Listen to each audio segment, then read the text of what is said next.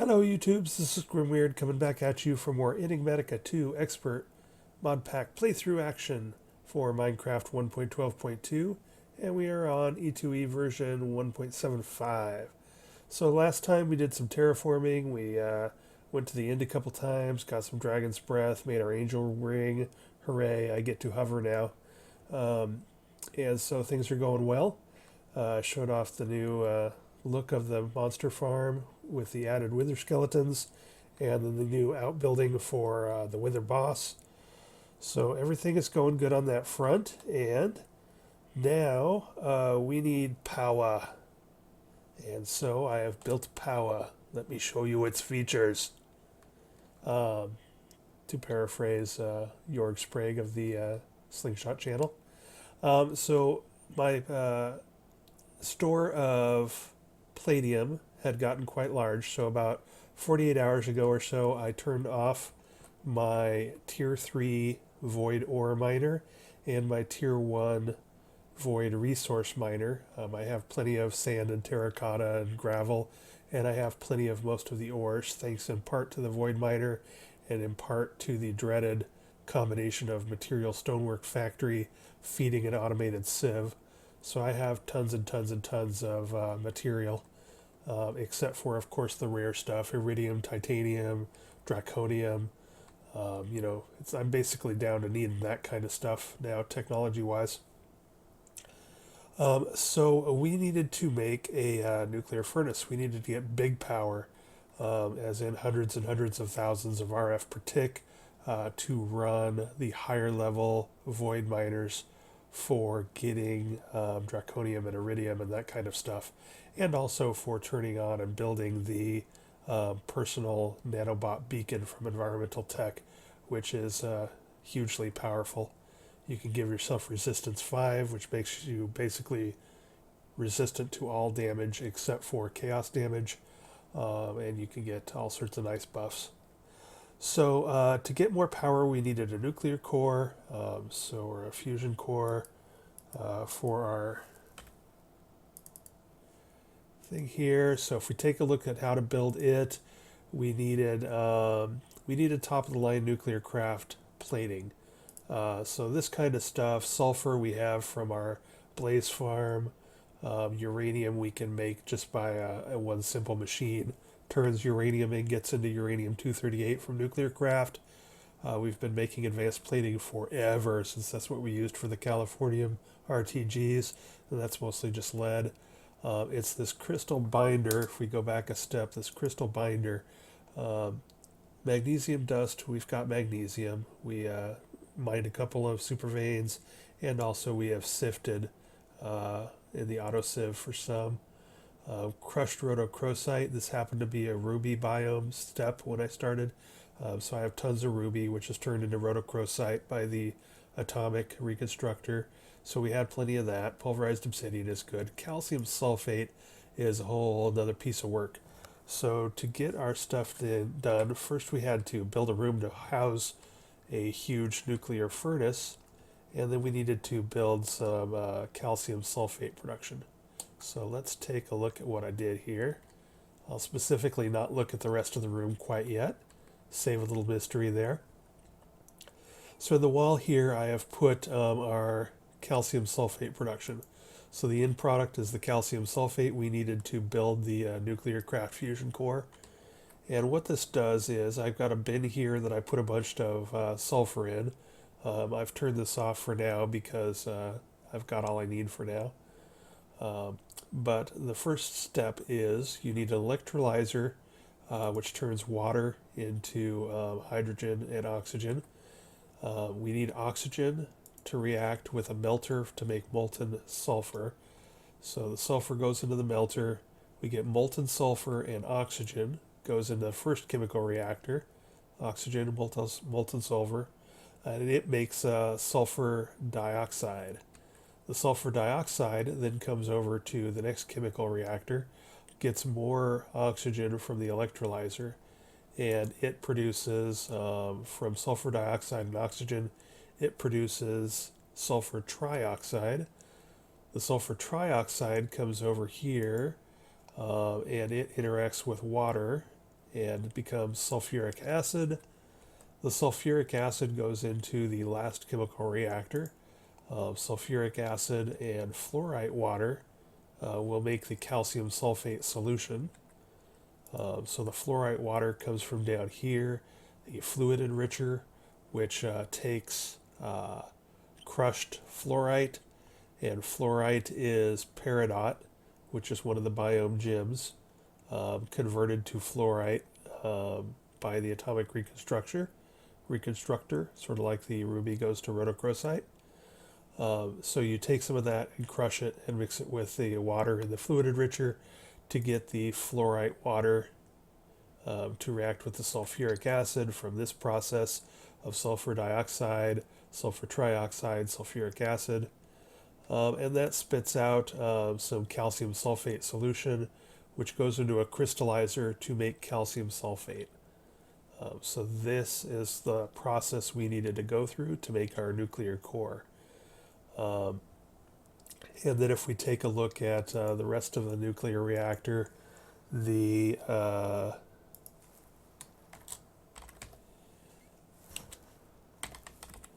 arms that lead out to the ring are the fusion connectors. Those are simple. Those are just tough alloy and basic plating. And the electromagnets, you can use either like these sort of orange brownie ones, which are sort of ugly, or the clear ones, which are sort of weird to look at, but at least they aren't that whatever color this brown is. I think of it as baby shit brown, but don't quote me on that. Superconducting electromagnet. I think that's new since the last time I built one of these. Dang, now I want to play. Oh well, next time.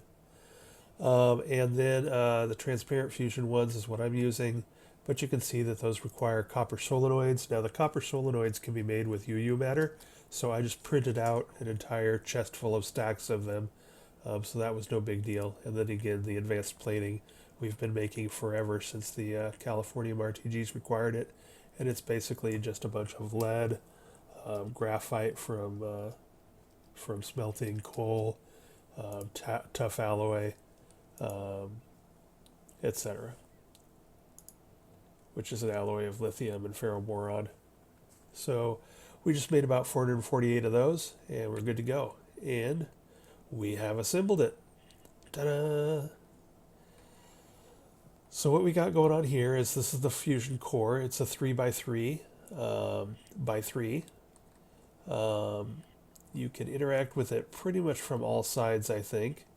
I have chosen to pull the outputs down to the bottom here. I have a gargantuan drum that's going to be used for, have I set up the filters already? Oh, I did. Neutron fluid. I want to save that for making infinity ingots, or neutronium ingots, which will then eventually go into high-level stuff. I've got a trash can that is going to trash the helium, the hydrogen, and any leftover tritium. And then I've also got, with a higher priority, I've got tritium going into this ender tank, which will save what little tritium comes out of here in case I decide I need to use tritium in the future. These sturdy factory block pillars are just for looks, just so it doesn't look like it's floating. And then if we come up top, I'm going to put probably power in and out up here, and I've got a tank for fuel. I'm going to be using deuterium and deuterium for the two fuel types. So we have extract always active, don't need insert on, and then insert. And you can see here that I've already filled it up with deuterium and deuterium. And we haven't turned this bad boy on yet, obviously, but that's what we're going to do on camera today. Now, to power this thing up, basically you have to power up the electromagnetic rings first. You power those up so that they can hold the plasma. If we take a look at sort of a cross-section of this, the rings platform are basically a 1, 2, 3, 4 in a plus, with a hollow center that holds plasma. And one thing I'm a little worried about is that some of these like this guy, some of these cave illuminator things have actually spawned inside my plasma ring. Hopefully the plasma will overwrite them. I think it will. But anyway, so yeah, we have this sort of inside chamber or inside path, this ring that is going to be filled with plasma, and we have to power up these electromagnets to contain it. You can see up at the top there it says 0 of 64,000 forge energy Fe, which is equivalent to RF. So basically we have 448 electromagnets that we need to charge up to 64,000 and keep above 0 to make sure we contain our plasma here. And so that is what's going on with all these power cells that I made. So I made a bunch of power cells, but I haven't turned on their output yet. And then I'm sending power out to through conduits to interact with a bunch of stuff. Now, the electromagnets will conduct stuff. So let's say I power this quarter one. If I power this quarter one, the power will bleed through. It's sort of like running water, is how the power works, or more closer to running lava, really. But it's like if I'm putting full power into this quarter one, then we'll get some power in the second one, and less power in the third, and less power in the fourth, less power in the fifth, etc. So if you're powering these up, let's say you have a smaller ring and you don't have a lot of power cells and cables lying around, I would say putting a power input every, say, 5 or 6 electromagnets is probably sufficient. I just had a bunch of cables lying around because I sort of overbuilt them. So I said, hey, let's make this a sure thing. This is a pretty big ring for a starter pack, or for a starter into Nuclearcraft. So let's just make sure we get power everywhere. And there are 4 channels here. So you have the inside, the top, the outside, and a bottom. So you can see that this is powering the outside and the bottom, and then over here I'm powering the inside and the top. So how this is supposed to work is that I'm going to run around and turn on all of these, the output on all of these power cells, draining power out of my huge induction matrix, and lighting up all of these electromagnets. And once that happens, and those all get powered up and turn green, I'm going to turn the power on to the core, and the core will start heating up. And when it gets to, I think it's 800,000 kilokelvin, it will ignite the plasma. And then it will start slowly heating up towards optimal temperature for a deuterium fuel mix. So let's go ahead and see if we can successfully power up the magnets. So you can see they start turning green, so that is good. We're going to just run around and turn them all up here. Other than spending a bunch of power, there's no real consequences yet for turning this on, because our core isn't powered up. Once we power up our core, magnets not being fully powered becomes a problem.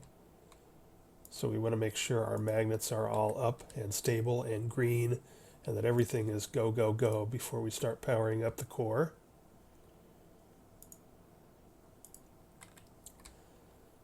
Alright, so there's the top rings. If we just take a look at those, how those are going, it looks like we are green across the board for the top and the inside. So that's all good. So now we're going to do the same thing for the bottom.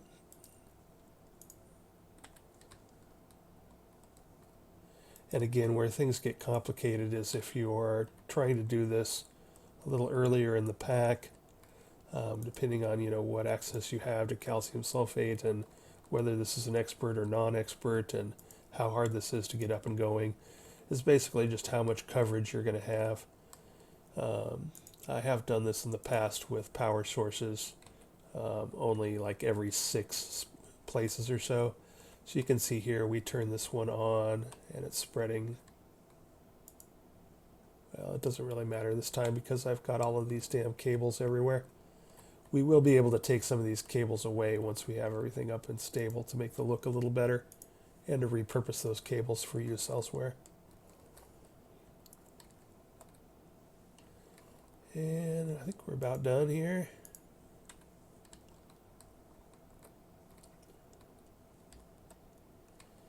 Alright, so looks like we are green across the board. Everything is on. Everything is at 64K of 64K. I'm going to run upstairs and take a look at our power real quick here. Our output's 22,000, so we're still good. We have 8975. You can see that since I've turned off all of my UU matter and void miners for the last 48 hours and just sort of let power build up, that we're up to 142 billion in our huge upgraded induction matrix. So that's all going good.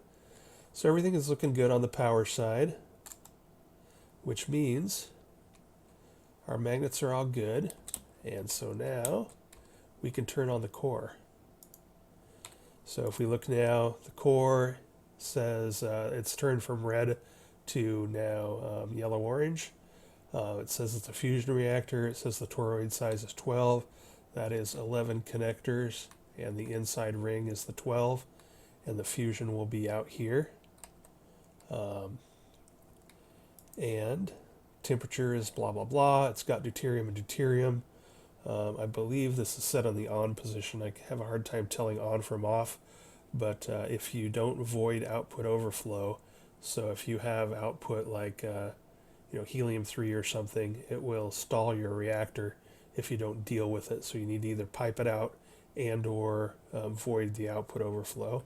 But I think that's turned on. We've got our fuel hooked up. Let's go ahead and turn this on, and then we'll talk about fuel and some of the other things I've done. So we've turned that on, so it's getting power now, and it's starting to heat up.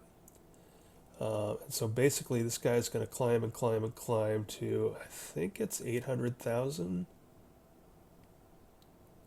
8,000 kk. So you can see their temperature is at 7% and climbing. So when this bad boy reaches 8,000, it will ignite the plasma out in the rings, and we will be go, go, go. And then it'll take the long process, multi-hour process of heating up to optimal temperature. But let's see. So while this is going, I think we have time to briefly talk about our deuterium production. I made a huge trough here with room to expand. This is 30 mechanism electric pumps. The pumps have the filter in them, which allows you to separate heavy water from regular water. You want to put that in there before you turn them on so you don't contaminate your pumps and your whole system with regular water. And they're all hooked up with energy and speed upgrades. That is feeding over into, I needed to make a demonically gargantuan drum anyway for the extra utilities quest, so I ended up making 4 of them because might as well batch it. So we've got a heavy water drum here. Again, I've been letting this run for like a day, day and a half. So we've got lots of buckets of water there. We've got 2 electrolyzers here, turning heavy water into deuterium and oxygen and tritium. We are saving the tritium for later in case we decide to use it or switch fuels. And we have a huge barrel maxed of deuterium. Let's take a look at where we are at on the ignition here. Okay, so we got time here still. And so then also the fuel is coming out of the gargantuan drum to this ender tank, which is paired to this ender tank for fuel. So it'll draw out of there. And then also this thing makes a bit of tritium as a byproduct. So we've got a tritium ender tank here, which is going to feed out to this ender tank and feed into our tritium storage. in case we decide we want to do something with tritium in the future. So, power's going up. We're halfway there. Living on a prayer.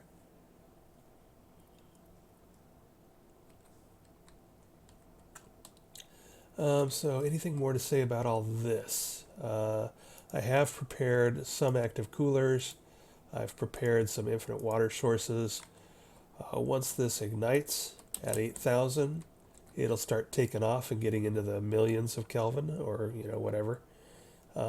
And once it gets up to its best operating temperature, which for deuterium, just this recipe is what we're using.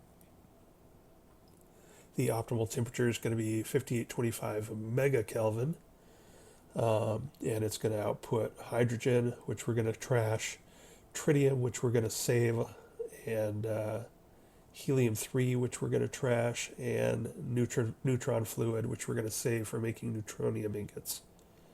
But yeah, so once the sucker ignites, then we got a long march to get to 5825. But then once we're at 5825, we're going to want to cool it so that it stays at 5825.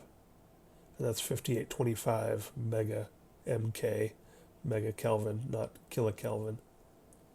So we're still waiting to reach 8,000 kilokelvin before it ignites. So yeah, let's talk a bit about design here. So a lot of people would like to do multiple smaller reactors. They want to do breeder reactors. Deuterium is not the most efficient fuel, and it's not the one that gives you the most neutron fluid. So other people, they might make a small one and then use it as a breeder reactor to make better fuel for a bigger one, et cetera, et cetera. And that is perfectly reasonable strategy, and one that I might follow if that was my inclination. However, what we are going for here is what I call economy of scale. So basically, we build it simple, we build it once, we build it big, and we build it big enough that we never have to worry about power again until we get to draconic evolution. And by then, we'll probably be working on some sort of draconic evolution power generation. And so the fact that I'm doing this allows me to just mass produce heavy water, mass produce the storage of it, mass produce deuterium, put deuterium in here, make one big ass nuclear reactor, and we're probably going to get like several million RF per tick out of this bad boy. So it's simple, it's big, and it's plenty. We could have done something more efficient and more complicated, but I chose to go this route because I think that this was a simpler and more straightforward route. So we're getting about there. We're going to watch this until it gets to 8,000 and we have ignition, and then I'll show you a couple other things that I had to work on to get our technology moving. So we're about there, and let's see where we can watch the ignition. Ooh, boom. That's the cool thing about the transparent electromagnets, is you can see this, the plasma kick off. And I'm not sure my game audio is coming through, but it has a nice sort of bass hum. I like. And now you can see we're up into we've gone from 8,000 kilokelvin at ignition. Now we're up already to 26,000 kilokelvin. But the efficiency is 0%. Our power generation is 0 RF per tick. Our temperature is way, way too low. But we're now going up at 50,000 or 4999 Kelvin per tick. So this will go up. So let's leave this to do its thing. I will want to come back and check and make sure that our generation of deuterium is good. It looks like we are going down here. So I may need to up our deuterium production, but we've got plenty to look around for a bit. So that's this room. We've got a bunch of mechanism pumps. I've got 30 pumps here with room for another 10. I'm sure that's going to be plenty. These are not maxed on speed by any stretch of the imagination at 6.6. These are maxed for speed, so we might have to put in 10 more pumps and bump these guys up a little, or might not. We'll find out. So the other big technology that we want is to get into Ender IO. So if we take a look at, what's the best way to look at this? If we take a look here, and we go to gates, and we go to Ender IO, there's a few things I want out of Ender IO specifically, but we need to make simple machine chassis. So most of the machines require simple machine chassis, and that gets us to the roadblock of titanium aluminide plates. And titanium aluminide is made out of titanium and aluminum. And aluminum, or I should say titanium, is not mineable, but it says obtainable through the Advanced Metallurgic Fabricator. So that means we need to do this recipe, magnesium and salt and carbon turned into titanium ingots with liquid chlorine as a kicker. And so we needed to make the Advanced Metallurgic Fabricator to move up in our technology brackets. That's this bad boy.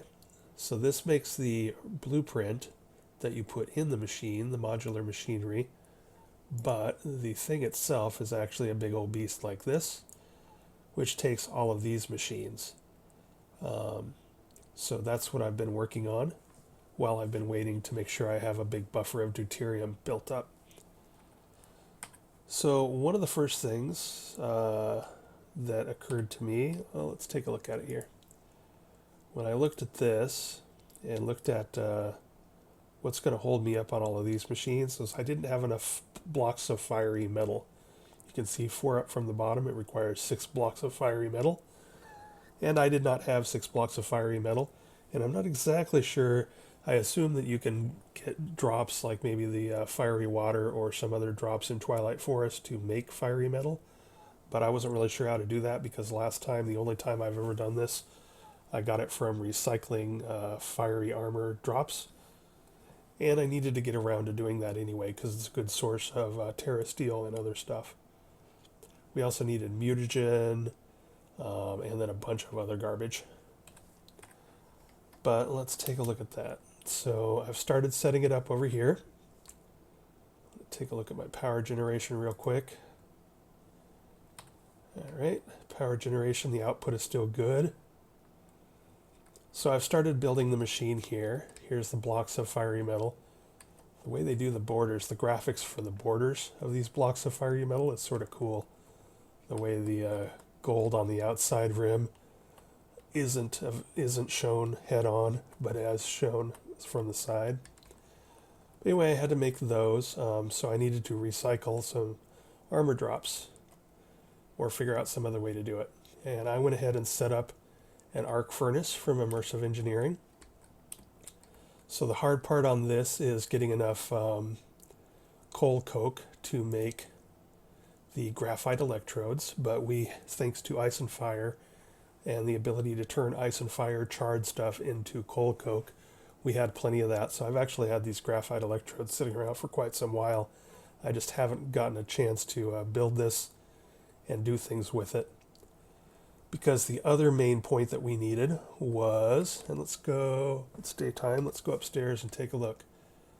The other thing I really wanted to make this whole system work was better filtering for the mob farm. Because if you start accumulating monster drops too early, you end up with so much armor drops that you can't handle them all. And so what I wanted was a advanced big item filter. And what the advanced big item filter does, it allows you to do things like this check mark lets you tell it whether it should accept damaged things, whitelist damaged things, or block damaged things, or how much damage it can have, etc., etc. It also lets you turn off the NBT data, so you can put things in here like all this terra steel and elementi and tough alloy. and it will filter, pardon me, it will filter all of this stuff and send it through um, without you having to, like, take everything. So right at the moment, I've got plenty of most of this stuff, like the nightly and the boron and the steel leaf and the ironwood. So I'm only letting chests through there. I'm not sure if supremium actually drops, but I'm letting all supremium through in case it does drop. I could use more terra steel last time I checked, and elementium, so I'm letting that through. Tough alloy gets used up a lot, so I'm letting that through. It'll turn, the recycler will turn, the arc furnace recycling will turn a flux infused sword into flux ingots, so that's good. I'm not sure if it will a bow or not. So basically, I'm now letting all this armor through. And the ability to let it all through without getting overwhelmed by armor drops is a good size filter. And the reason I was holding off is because this advanced big item filter, go at Ender filter. I'm not sure if the big item filter uses it, but the big item filter requires an Ender machine, which requires a simple machine chassis. So I can't use that until I have titanium. But the advanced big item filter does not require an Ender IO machine. It just requires shulker shells. So as soon as we got to the end and got shulker shells, we could make this advanced big item filter and actually make a good armor drop farm. So that was sort of the roadblock that we were waiting for to collect armor. Now I have been, the things I shoot with my laser gun automatically get transported thanks to Global Traveler into my ME system. And plus I got some drops prior to that, so I did have a bunch of drops sitting out here, like all of this stuff. So I was saving some stuff that was just from monster drops, but not from the mob farm. I was trashing everything coming from the mob farm. So now that filter allows things to go into my ME system, but we don't want to clog up the ME system with crap, and we want to get this stuff recycled. So let's take a look at where we're at here. So this is the output of my recycling. Ooh, and look at all these goodies. I've turned off intermedium because I have plenty of that right now. I've turned off, I think, prudentium. Obviously, I got a bunch of fiery ingots because I've got the blocks made over there. Basically, let's go ahead and just pull most of this stuff out and send it into our ME system.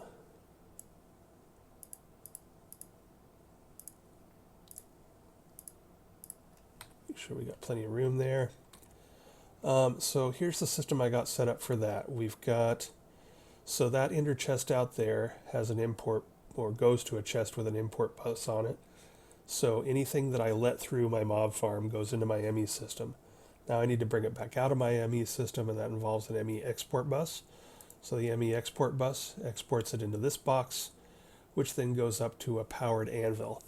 So the amount of ingots you get from recycling, you only get full ingots if it's at full health. So the powered anvil, and that got sucked off already, but the power anvil will repair the stuff that comes in and then send it back down to here, and then this will send it into the system, and then there's the 4 terra steel we just got from that repaired helmet. So if we clear this out and let that run a bit, I'll be able to show you what kinds of stuff we're getting. This has been running now for several hours. We're up to 144 terra steel. I had to filter out mana steel because we were up to close to 1,000 mana steel, which is more mana steel than I'll probably ever need. Fiery. I'm still collecting those. Why am I still collecting those? I'm up to 717 fiery. It's probably more than I'll ever want, but let me go ahead and show you what we're filtering here. So here we have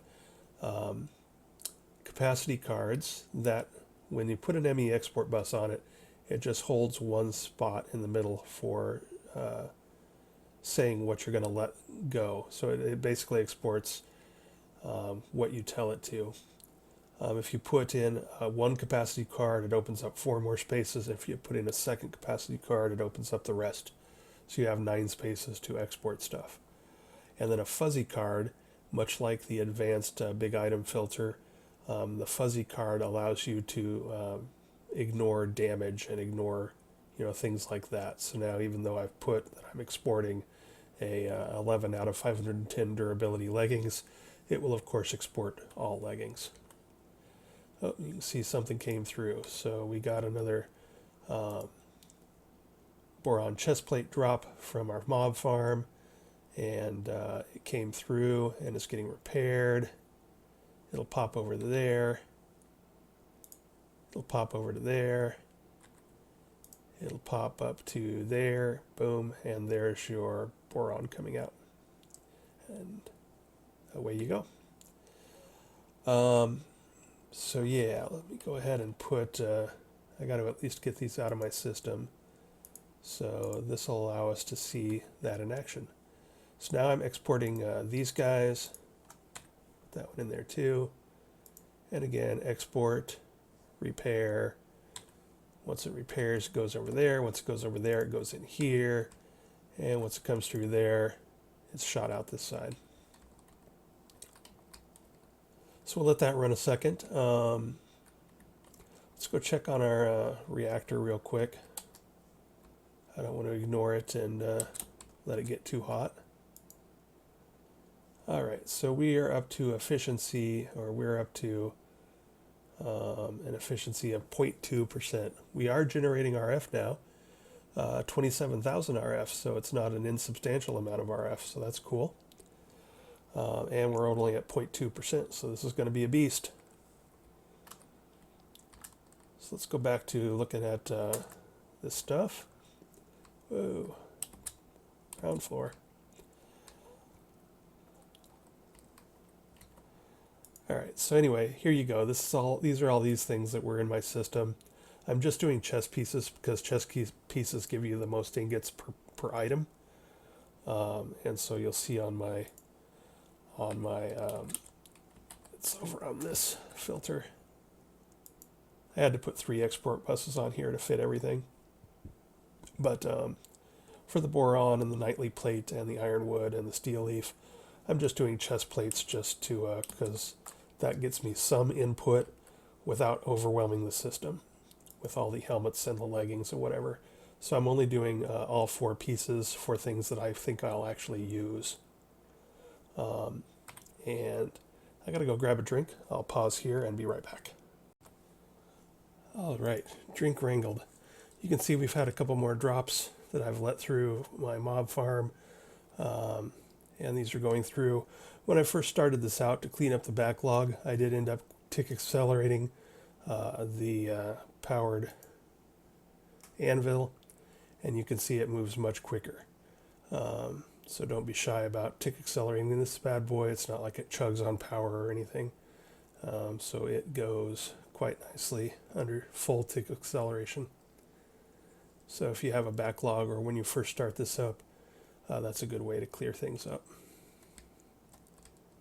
And of course, if I wanted to, I could put some sort of export bus on this, or import bus, and bring that into my system. But I'm not too worried about it. Alrighty, so that was how I got blocks of fiery metal. Let's take a look at what else is required for this. The only other weird thing that's required is mutagen. That is a Gindustry machine here, the mutagen producer. But if we take a look at the recipes, it's not that big of a deal. It's basically you either throw redstone or glowstone into it and it produces mutagen. So it wasn't that hard to build, and yeah, none of this was too difficult. And making mutagen wasn't too bad. I went ahead and used, looking at the recipes, you can get 1-for-1 for 100 millibuckets per 1 redstone using blocks, or that. You can get 200 per glowstone doing that. So I went ahead and used glowstone because I have a bunch of it. But you know, whatever. That's pretty easy to make. So we do have a tank of this. Get that out here for construction purposes. So yeah, let's finish building this bad boy. I put down the basics of the floor, but then decided I should probably do it on camera. I don't do a ton of stuff on camera because I'm moving pretty damn fast through this mod pack, and I don't have time to show it all, but let's see. So this is the bad boy we're building. You can see here, over here, I've got the item input and the controller down. If we take a look at from the bottom, you can see these 6 fiery things. In the back, we have a fluid hatch, power, and then an output hatch. So this is the fluid input hatch, the energy input hatch, and the item output. So this is the second one of these I've built, so I don't have it memorized, but we want to then put 1, 2, 3, 4, 5.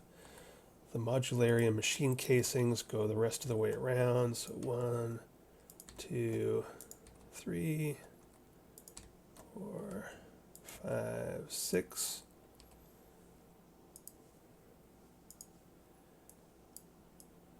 Yeah. All right, and then we're going to be putting glass. You can do it with either. If we take a look at that recipe, you can use either more casings for the middle outside, or you can use platinum glass, or you can use some other type of glass. Let's look here. Hardened platinum, hardened mana infused, or just all machine casings.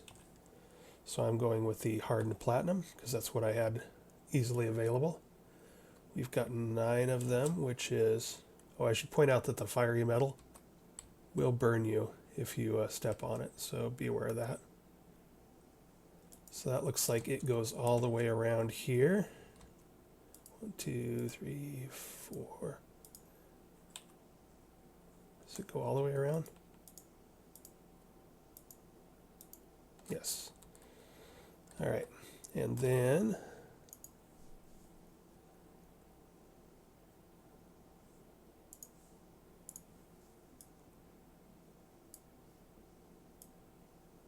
I think the middle is just all fluid.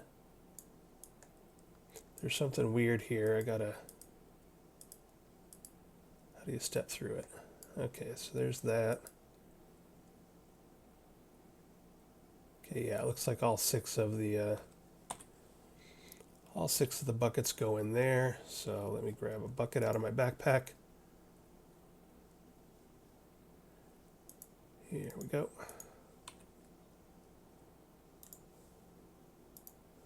One, 2, 3, 4, 5, and 6. Empty, full. All right, everything looks good there. Oops, not the trash can. That. So now the top, we have 4 machine vents around there, 2 machine circuitries in the middle, and the machine casings all around the outside. So let's put those in place. 1, 2.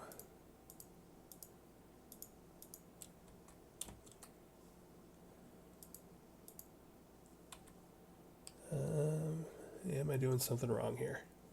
Looks like I am.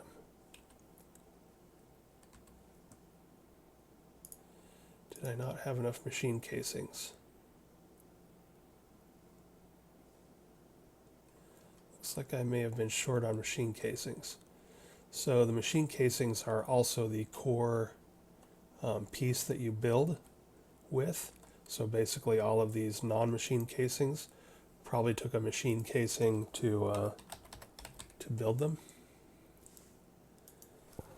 So I may have used up a couple in construction and forgotten about that or not noticed. So, for instance, if we take a look at the, oops, no, never mind. Yeah, let's just do this. Hooray for auto crafting. So all of this stuff is going on to make this, but you can see that I didn't actually make them. I just programmed in the recipe for all the bits and then turned them on. And doop, doop, doop, doop, doop, there it goes. Two more. When you get into the later parts of this mod pack, you've got to have your auto crafting moving along, or you will drive yourself nuts. Why do I only have one circuitry?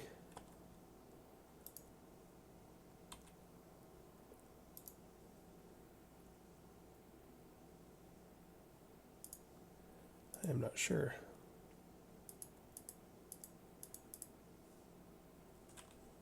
Where's my other intricate control board? I think we may have been hit by a hit when I logged out and logged back in a while right after I made all this stuff. We may have lost a little time. I think I froze up, and after making the last bit of stuff, and it looks like we went into a bit of a wayback machine because I had made all the things. I'm 90% positive last night, and now I was missing the 2 machine casings, and now I am also missing one of the machine circuitries. So we may have had a slight glitch in the matrix there when I froze up last night. So now I need to go make more of these. God, I hope I made like 4 or 5 of them too, which is because they're sort of a pain to make. So hopefully I have some of these left. Circuit.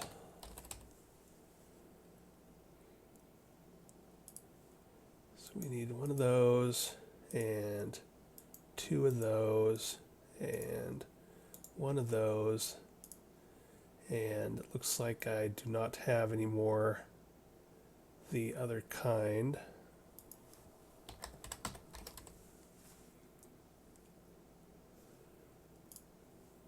I need some of those, I think 4. Oh, there's the other one.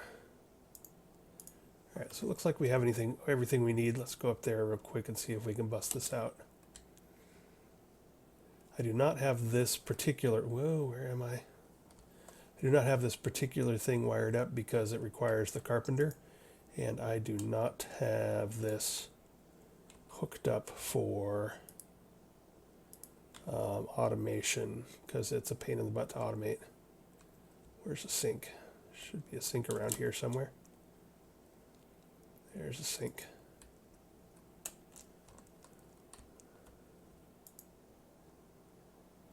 Is it only 1 bucket? Yeah, only 1 bucket.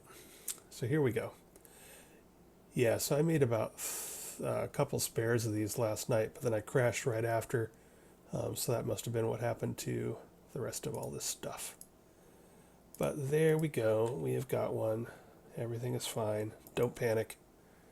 And now if we go for our, well, I suppose it was up there.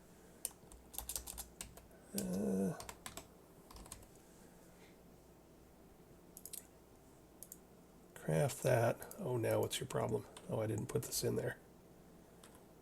So picky. Yeah, we've got your thing. So build one. All right, so that's building. And that will finish up our thingy. Let's take a look at our fusion reactor, see how that's going.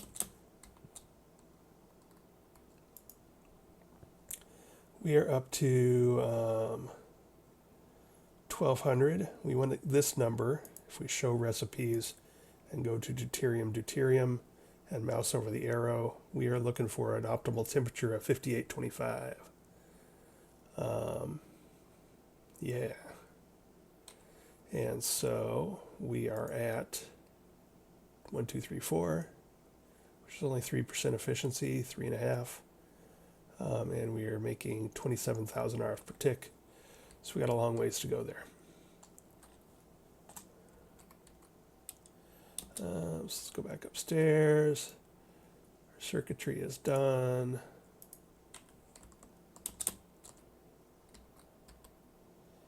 So we will throw that in there.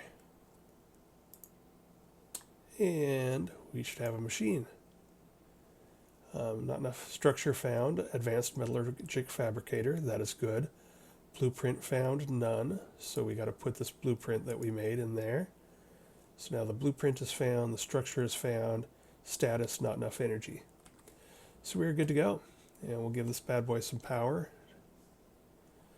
I think I'll wait. I have a ton of spare power cells hooked up down to our thing here to power that up. So once this is up and running, I'll probably peel off a power cell or two there. Actually, I don't know. Do I really want to bother? Do I have another power cell around? I made a ton of them.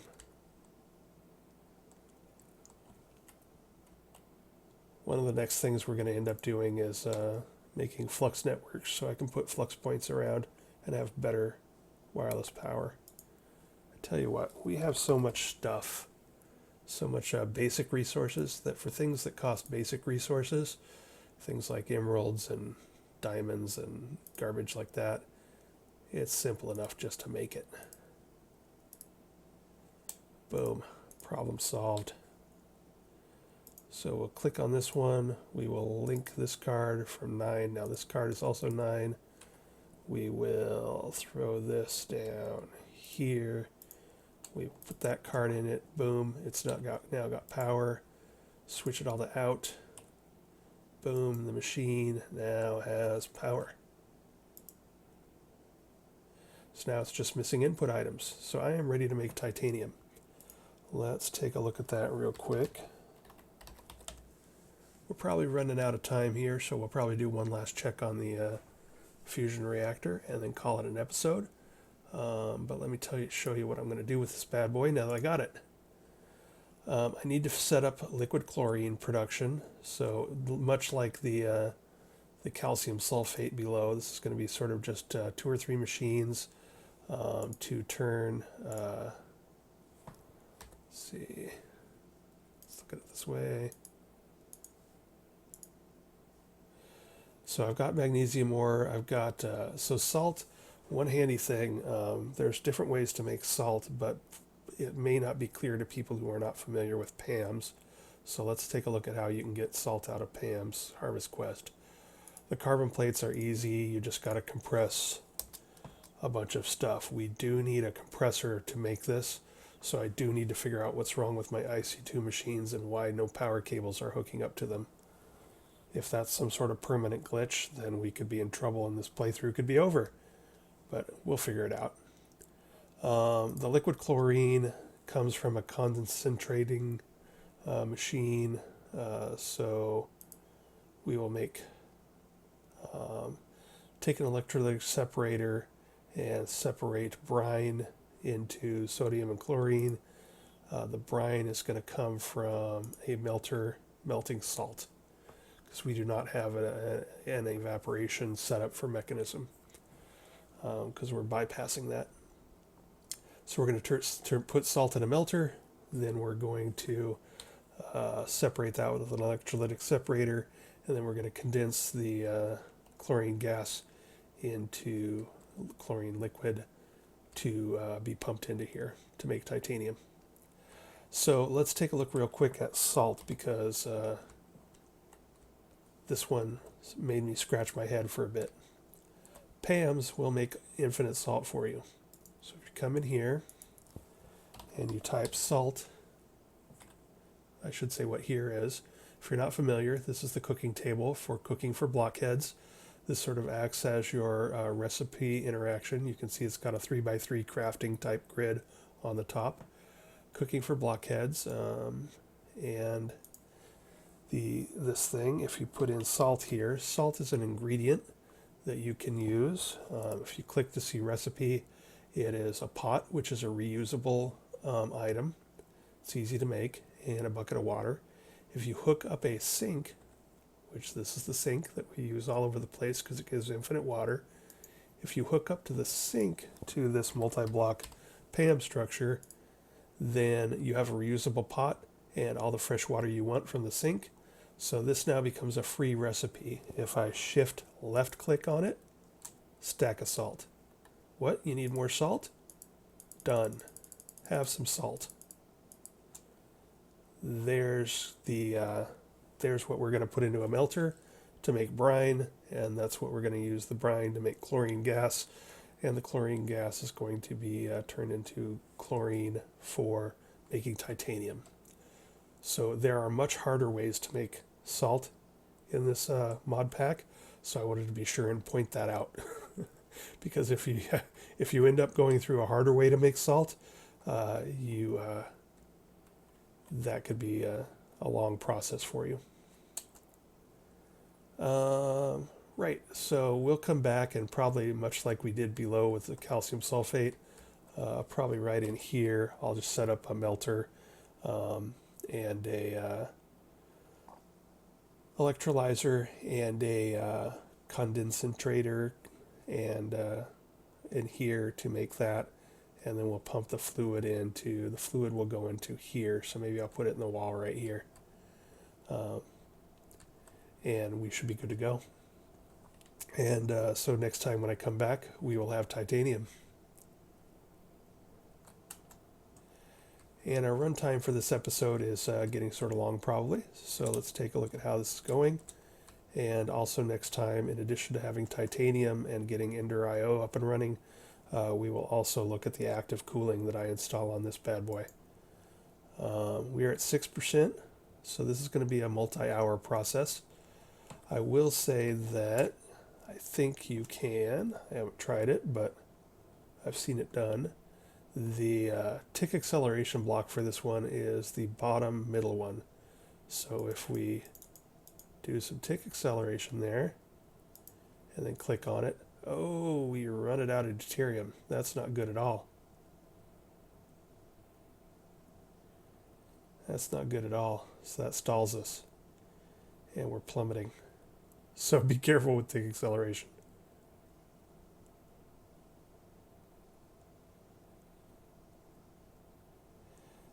As long as this doesn't fall down too far, we should be good. We're losing a lot of progress here, but we need that tick acceleration to wear off before we hit 8,000. Otherwise, our plasma is going to go out. There we go. Whew. All right, be careful with tick acceleration. So what I was going to say is that we could try and speed up that by making this burn faster, but you got to be careful not to surpass your ability to keep up with how much you're sending out. And so basically, if I had these pipes hooked up straight into it, I would probably be in much better shape and be able to tick accelerate. But because I'm going through an intertank intermedium that only holds 16,000 millibuckets, tick acceleration is probably not a good idea for me, because I don't think the intertank transfer system can keep up with that. So I set myself back, 20-30 minutes by trying that. But that's all right.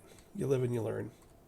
If I was in a real hurry to get this up and running, I could move this gargantuan drum up and pipe directly from the drum into the fusion core with high speed. Either, I'm not sure how fast the Ender fluid conduits are for transferring, but there are multiple conduits for transferring fluid, and some of them are pretty darn fast.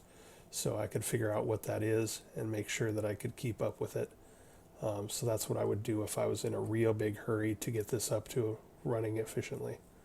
But it isn't, so I'm perfectly happy to finish up this video and go grab some dinner and just let this run for the next 2 or 3 hours before I go to bed and see where it's at.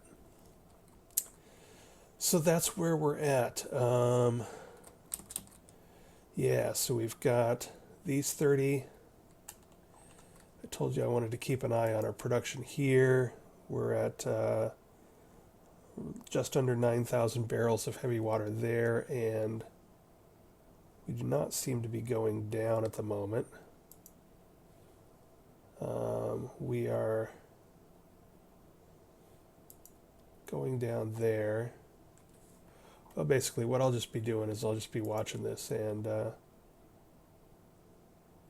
63, 768,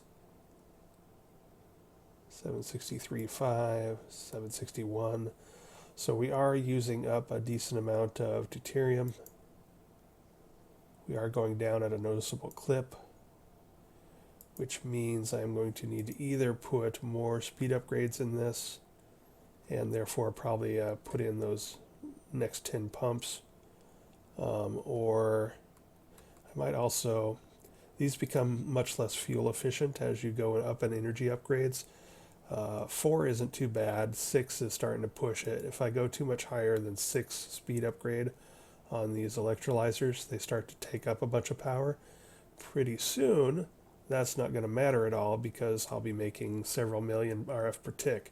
But right at the moment, it still does sort of bother me.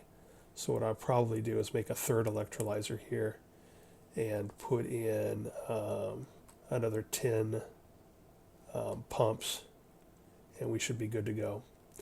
Again, the electrolyzers and the pumps, they all take just normal materials, iron, copper, all of the normal stuff. And I have tons and tons and tons of that stuff now, thanks to the Tier 3 void miner and the auto sieving. So none of this is exotic material, so making more of it is literally just a matter of, hey, you need some pumps? Great. How many would you like? 10? Sure. Iron? We got it. Osmium? We got it. Done. 10 pumps coming up. I want upgrades for those pumps. We want a filter upgrade, say 10 of those. No problem. We want energy upgrades for those. We've already got 48. We're going to need 80. So let's make another 32.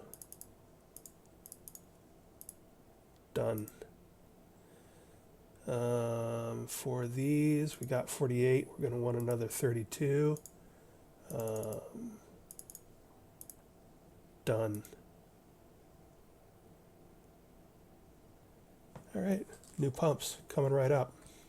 See how easy it is? This is why automation is so key in this thing. Ooh, an electrolyzer. I don't think I have an electrolyzer auto-programmed because I wasn't expecting to need tons of them. But I should have everything I need or close. So we need 4 advanced plating, a machine chassis, and electric motor. Advanced plating. Let's order up 4 of those. Boom. An electric motor. Need 1 of those. Boom. Machine chassis.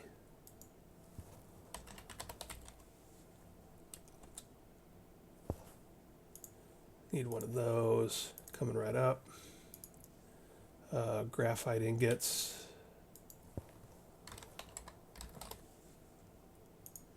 Need some of those. We'll build extra because I always end up needing some of those at some point. And electrolyzer, still waiting on the motor. And the motor appears to be done now.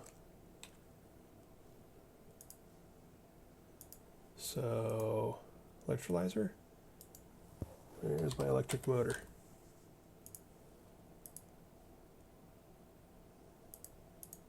Did I build the wrong motor? Oh, it's the other one. Whoopsie. That's okay. There's 2 electric motors, the Industrialcraft one and the Nuclearcraft one. I built us the wrong one.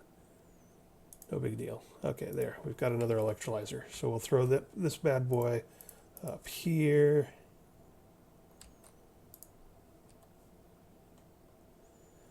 We'll throw those 10 More pumps over here. And I'll do this off camera. I just wanted to show you that these don't stack. So yeah, I'll have to get rid of all the salt first. 1, 2, 3, 4. Yeah.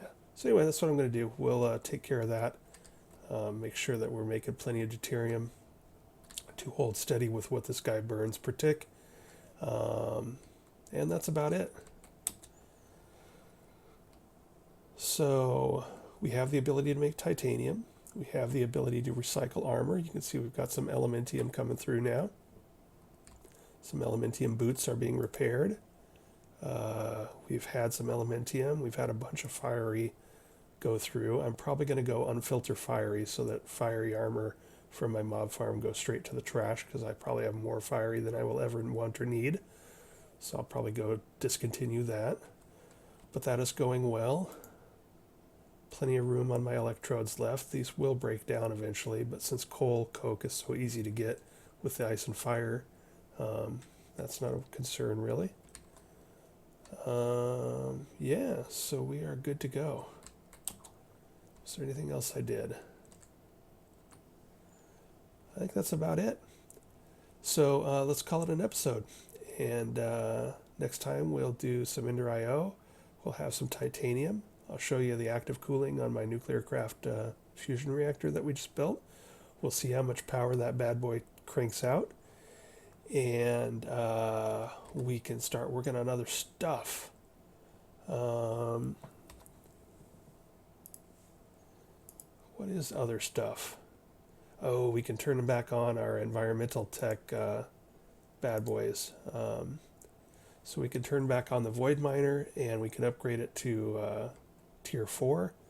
And once we get the tier 4 going, we will get the ionite that I need to make the good stuff on the personal nanobot beacon. So we'll build a tier 1 or 2 personal nanobot beacon, and we might upgrade the resource 1. I don't know if I even want to build a resource 1 other than just the quest book, but we shall see. So that's what's in store for next episode, and I will talk to you later. Thanks for watching. Bye.